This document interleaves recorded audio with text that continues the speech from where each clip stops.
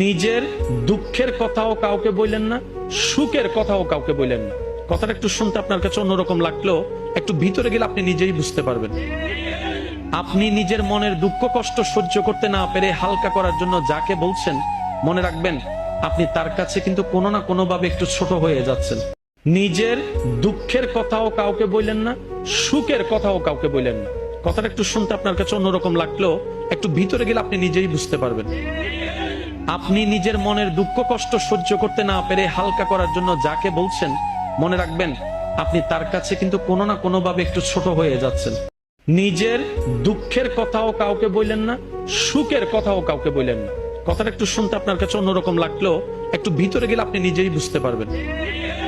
আপনি নিজের মনের দুঃখ কষ্ট সহ্য করতে না পেরে হালকা করার জন্য যাকে বলছেন, মনে রাখবেন আপনি তার কাছে কিন্তু কোনো না কোনো ভাবে একটু ছোট হয়ে যাচ্ছেন।